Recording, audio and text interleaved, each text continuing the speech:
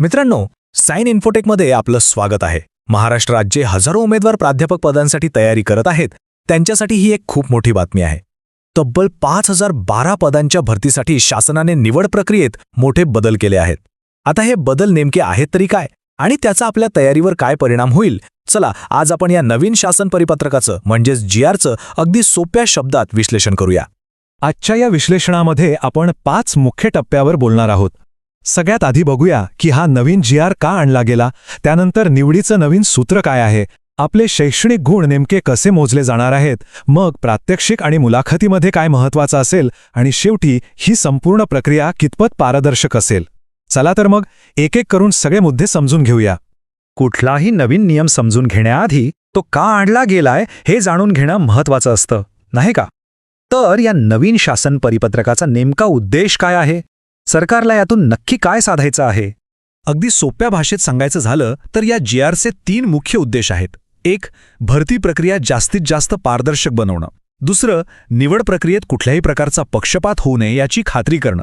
आणि तिसरं, उमेदवारांचं मूल्यांकन फक्त एका गोष्टीवरून नाही तर त्यांच्या वेगवेगळ्या कौशल्यांच्या आधारावर अगदी संतुलित पद्धतीने करणं.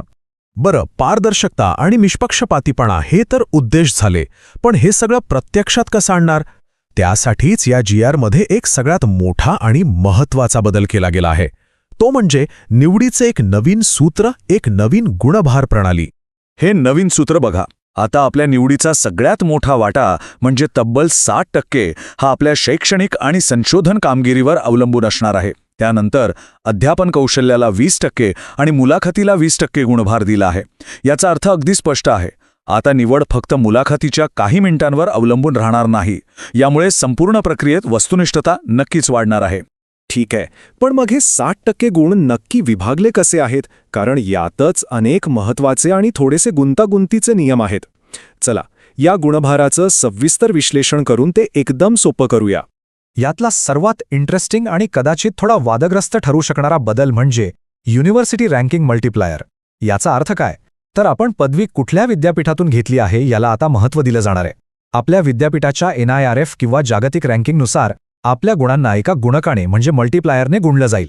जर विद्यापीठ टॉप रँकिंगमध्ये असेल तर पूर्ण गुण मिळतील, नाहीतर गुणांमध्ये थोडी कपात होऊ शकते. हे टेबल बघा.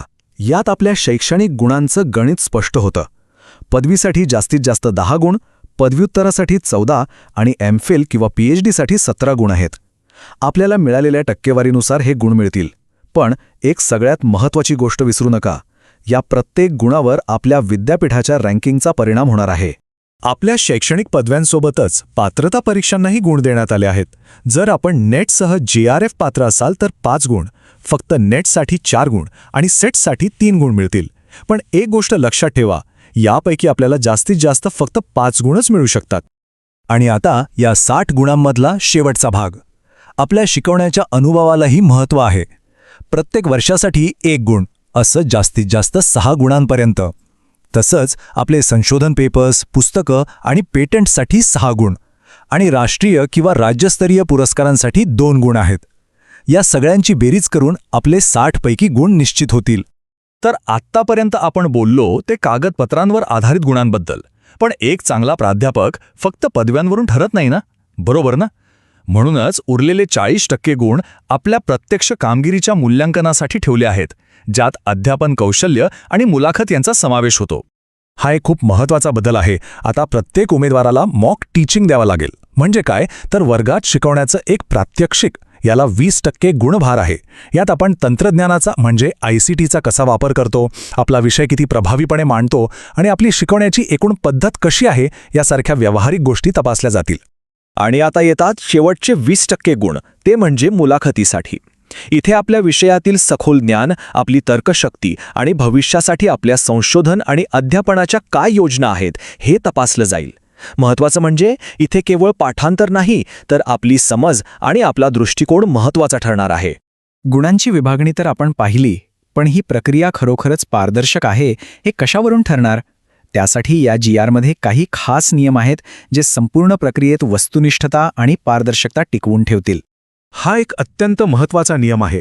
निवड प्रक्रियेत वस्तुनिष्ठता राखण्यासाठी आपलं अध्यापन सादरीकरण आणि मुलाखत या दोन्हीचं ऑडिओ व्हिडिओ रेकॉर्डिंग करणं बंधनकारक करण्यात आलं आहे. यामुळे कोणत्याही प्रकारच्या पक्षपाताला पूर्णपणे आळा बसेल. अंतिम गुणवत्ता यादी तयार करण्याची प्रक्रिया अगदी सोपी आणि स्पष्ट ठेवली आहे. आपले शैक्षणिक, अध्यापन आणि मुलाखतीचे गुण एकत्र करून एक अंतिम यादी तयार केली जाईल आणि ती विद्यापीठाच्या वेबसाईटवर सगळ्यांसाठी प्रसिद्ध केली जाईल. त्यामुळे संपूर्ण प्रक्रियेत पारदर्शकता राहील. म्हणजेच उमेदवाराचं अंतिम मूल्यांकन हे 100 गुणांवर आधारित असेल.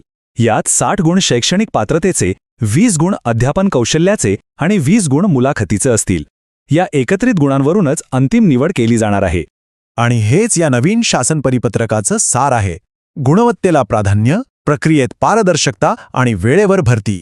या बदलांमागचा उद्देश अगदी स्पष्ट आहे: योग्य उमेदवारांची निष्पक्षपातीपणे निवड करणं.